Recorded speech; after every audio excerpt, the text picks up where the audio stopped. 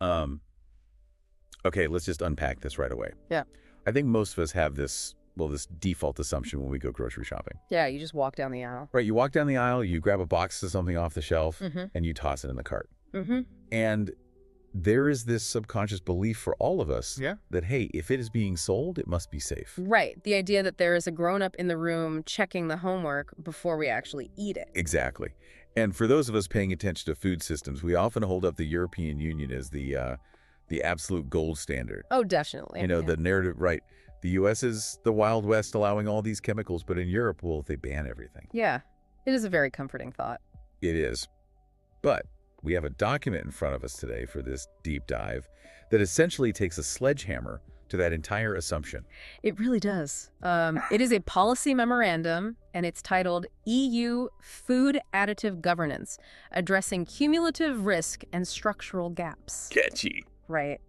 I know that sounds incredibly dry and bureaucratic. It was actually submitted under Article 227, which is a formal petition process. But despite that really heavy title, the content is gripping. Completely gripping, yeah. It argues that there is a massive blind spot in how safety is calculated. A blind spot. I mean, that is a very polite way of putting it. Very polite.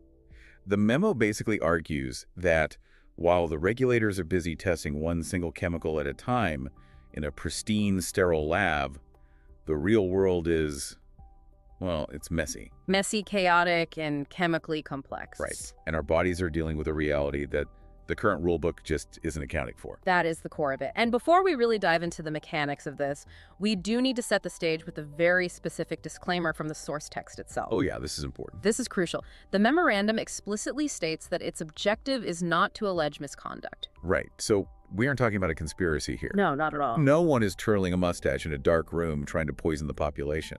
Exactly. The argument is that the current framework is legally compliant. Everyone is actually following the law, specifically Regulation AC No. 110 AT 2002. Okay.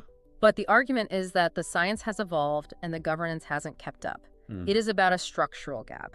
The tools we use to measure safety might have been perfectly fine 30 years ago, but they just aren't catching what is happening today. It is like trying to run the latest video game on a computer from 1995. Right. The computer isn't broken, it is just obsolete. That is a great way to look at it.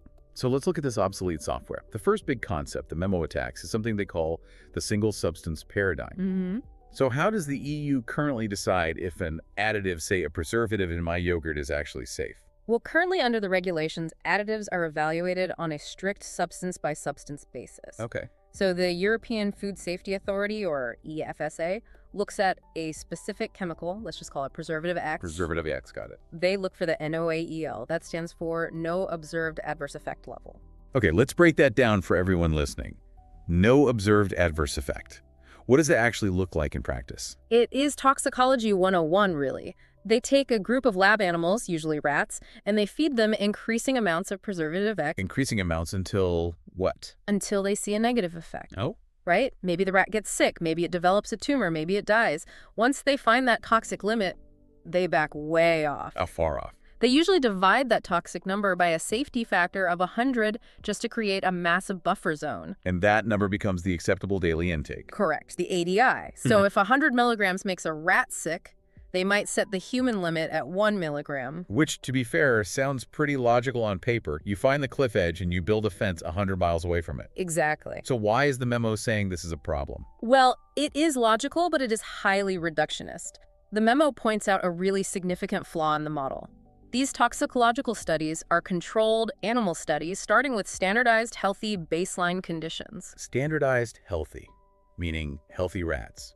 Very healthy rats, living in a sterile box, eating a perfectly controlled diet. Right. And most importantly, they are consuming only that one specific chemical in total isolation. But I am not a healthy rat living in a plastic box. No, you're not. And I am definitely not eating just one chemical. No, you aren't. And that is exactly where the reality gap comes in. The source material highlights that in the real world, a single processed product like a frozen pizza or a snack bar or a bottle of soda might contain 3 to 10 different additives. Just in one item. Just in one. Wait, no. And people aren't just eating one product, they're consuming multiple processed products every single day. And doing it for decades. Decades. Starting from early childhood, the memo heavily emphasizes cumulative exposure. Okay. The current framework just doesn't systematically require testing for what happens when you mix those 10 additives together. The cocktail effect. Exactly, the cocktail effect. It is interesting because we understand this intuitively in other areas of life. Like if you take a medication, the doctor always asks, what else are you taking, because drugs interact. Right. But with food, we just assume they don't. Precisely.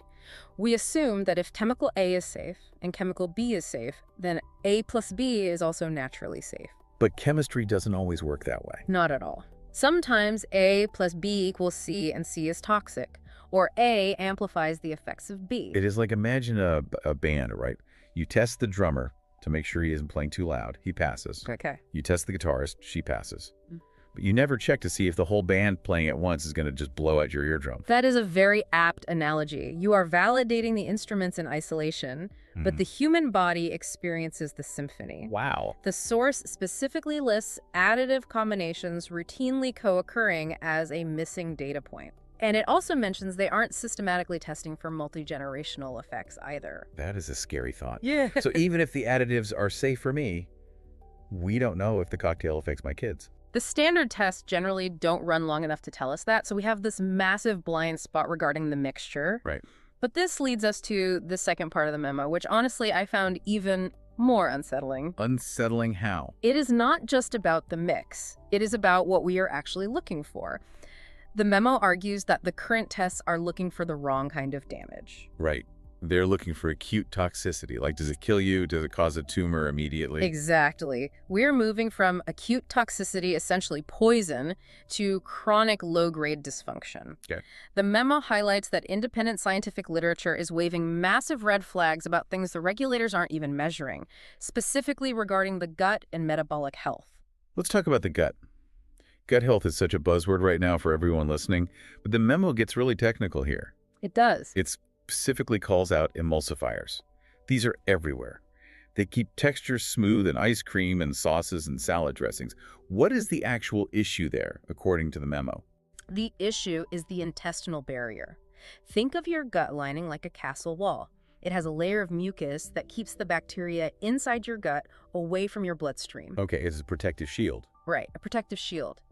The source cites experimental studies associating certain emulsifiers with acting like detergents. Detergents. Like soap. Exactly like soap. Think Right. about what soap does. It breaks down grease. It allows oil and water to mix. Which is what you want when you are doing the dishes. Right. And that is what an emulsifier does in food to keep it smooth. But if you put that in your gut, it can actually break down that mucus layer. It washes away the shield. And when the shield is gone, You get increased intestinal permeability. which is leaky gut. Yes, that is the common term for it. Bacteria and toxins that should absolutely stay in the digestive tract start trickling into the bloodstream. Yikes. And this triggers a low-grade inflammatory response. Your body thinks it is under attack, so the immune system flares up constantly. And the memo connects this to some heavy stuff. Inflammatory bowel disease, metabolic syndrome. Yes. But here is the kicker. Standard safety tests, the ones used to approve these additives in the first place, they don't usually look for changes in the microbiome. Wait, really? Really, they aren't measuring the thickness of that mucus layer. So an additive could completely disrupt your gut bacteria, wash away your protective lining, and cause chronic inflammation for 20 years. But because it didn't kill the lab rat in the 90-day study, it gets a stamp of approval. In many cases, yes, because the endpoint being measured is toxicity, not microbiome diversity or barrier function. That is wild. And that connects to the broader metabolic picture, too. The memo references large-scale cohort studies linking ultra-processed food to obesity, type 2 diabetes, and cardiovascular disease. But wait, the industry always say you can't blame a single ingredient for obesity. Right. They say it is calories, it is lifestyle, it is a lack of exercise. They argue you can't prove it is the additive. And strictly speaking, causality is complex. That is true. You can't point to preservative X and say this caused your diabetes. However, the memo argues that because of the strong link between processed food and disease, we need to change what we measure. We need to start evaluating oxidative stress markers and metabolic dysregulation in the safety protocols themselves. Can you explain oxidative stress for us? Sure. Think of it like biological rust. Rust? Yeah, it is wear and tear on your cells at a molecular level. If an ingredient causes your cells to rust faster or messes with how your body handles insulin, that is a massive public health issue. Absolutely. But currently, those specific markers are not routine parts of the reevaluation protocol. It seems like the science has moved on to understanding these complex, chronic, whole body systems, how everything connects, but the regulations are still stuck in that does it kill you mode. It is a lag between 20th century toxicology and 21st century systems biology. Now here is where it gets really interesting and frankly a little bit like a sci-fi movie, the food matrix. Yes, the food matrix. It sounds cool, but what does it actually mean in this context? It sounds like we are entering a simulation, but the food matrix just refers to the physical and chemical structure of the food itself. Okay. The memo argues that chemicals change when you cook them and mix them with proteins and fats. The example they used was meat, right? Yes, this is a crucial point about the chemistry of processing. The text gives a very specific example regarding nitrites. Right. These are commonly used to cure meat. Bacon, ham, hot dogs. They keep the meat pink, and they prevent botulism. Right. We see sodium nitrite on the label all the time. But when nitrites interact with the proteins in meat, especially during cooking at high heat, like frying bacon in a pan, they can form new compounds called nitrosamines. And nitrosamines are bad news. Very bad. The International Agency for Research on Cancer classified processed meat as a Group 1 carcinogen back in 2015. Group 1 meaning we know it causes cancer. Exactly. And nitrosamine formation is a recognized contributor to this. So wait, we know processed meat can cause cancer. We know nitrites turn into the stuff that causes cancer. Why are they still approved? Because of the regulatory disconnect. The disconnect. EFSA evaluates the nitrate as an ingredient. They look at the exposure levels relative to the thresholds of the additive itself in isolation. Okay. But the danger arises from the interaction within the complex food matrix.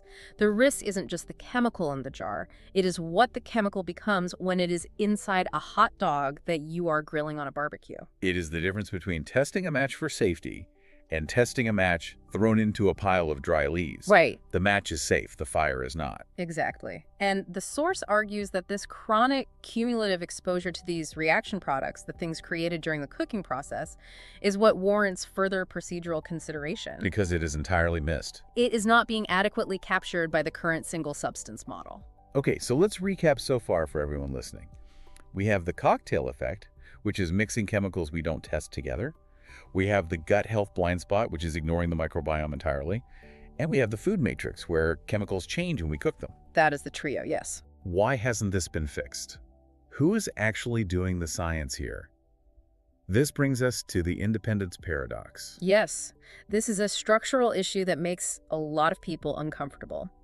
Under the current system, when a company wants an additive approved, they create a dossier. A file of safety data. Exactly. But who creates that data? The applicant, the company making the additive. So they basically grade their own homework. Well, EFSA reviews the homework. They check the methodology, but the raw data originates from the industry. Okay. And the memo highlights a few barriers to truth here. First, that data is often labeled as proprietary. Which means independent scientists can't see it. Exactly. It is intellectual property. If a university researcher wants to double-check the safety of additive Y or reanalyze the stats, they often can't access the raw toxicological data because it is a trade secret. Wow. The memo explicitly states this limits independent reanalysis. That seems wild. We were putting this in our bodies, feeding it to our kids, but the safety data is a trade secret. It is standard practice in many industries, but the memo argues it creates a structural dependency. Even without any misconduct, even if everyone is being 100% honest, the public-private research ecosystem influences what actually gets studied. How so? Because there is no dedicated EU fund for independent replication of these studies.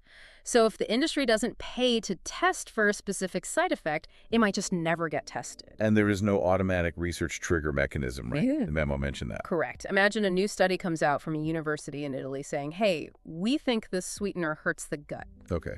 Currently, there is no automatic legal trigger that forces a new independent government-funded study to confirm or deny that. It just stays in a sort of limbo of conflicting evidence. So the industry study says safe. The academic study says risk. Right. and nothing changes. Exactly. So we have identified the problem. But the thing I really liked about this memo is that it doesn't just complain. It offers a blueprint for reform. It actually proposes solutions. It does. How do we fix this without banning all food and going back to foraging for berries? The goal, according to the source, is aligning with the precautionary principle, which is actually already in EU law. Recommendations to modernize the system. Let's run through them. Recommendation 1, the mixture trigger. This directly addresses the cocktail effect. The proposal is simple. If additives systematically appear together in products like a standard preservative blend used in thousands of items, the law should mandate testing them as a mixture. That makes total sense. If you sell them together, test them together. Exactly. Don't test A and B separately if people always eat A and B at the exact same time. Right. Recommendation 2, real-world modeling. This is about moving away from the single-dose model. They want whole diet scenarios that account for chronic consumption over a lifetime. Okay. Basically plug the data into a model that looks like a real human diet, not a lab rat's diet. We have the computing power to do this now. We can model what happens if you eat this additive every day for 40 years. Which is much closer to reality. Recommendation 3, open science. This feels like a big one for trust. Huge. They are calling for mandatory publication of raw data sets protocols and conflict of interest disclosures for anything used in regulatory decisions. It's all total transparency. Yes. If you want your additive approved for the public and independent scientists should be able to see the data. No more proprietary safety files. Right. Plus, they want an EU-funded program specifically for independent replication studies, so the EU actually pays a third party to check the industry's work. Trust but verify. I like it. And finally, recommendation 4, the signal platform. I thought this was a really clever idea. It is fascinating. It is a structured reporting system. Right now, if you eat something and feel sick, maybe you get a rash or stomach ache, where do you report it? You don't. You maybe complain to your spouse or tweet about it. Exactly. There is no central data collection. This proposal creates a system where clinicians and consumers can register health signals linked to specific food categories. Like a side effect reporting system for drugs, but for food. That would be incredibly powerful data. If 5,000 people report stomach issues after eating a certain category of snack, you have a signal you cannot ignore. Exactly. It moves us from a reactive system waiting for a disaster to a proactive system that listens to what is happening in the population right now. So what does this all mean for us? For you listening right now, Yeah. The memo makes it clear it is not calling for a ban on all additives. It is not telling you to stop eating or to live in fear. No, not at all. It is arguing for the regulatory framework to catch up with modern science. It is about shifting the question from, is this toxic right now, to what does this do to us over 40 years? Right. It explains why approved doesn't necessarily mean risk-free in the context of a modern processed diet. It is the difference between surviving your food and thriving on it. Well put. Before we wrap up, there was one thought in the source material that I absolutely cannot stop thinking about. It goes back to the testing on animals. Okay. The memo mentions that standard tests start with standardized healthy baseline conditions. Yes, the healthy rats. But look around. We have an obesity epidemic. We have rising rates of autoimmune diseases, gut issues, metabolic syndrome. The human population is absolutely not at a healthy baseline. That is the truly provocative question the source leaves us with. If the population is already metabolically compromised, if our baseline is inflammation and stress, are the safety tests even valid? Right. A chemical might be safe for a healthy organism, but what does it do to a system that is already struggling? That is a question that definitely needs an answer. If the shield is already cracked, can it take another hit? We will leave you to chew on that. Thanks for diving in with us on today's Deep Dive. Always a pleasure. Stay curious. See you next time.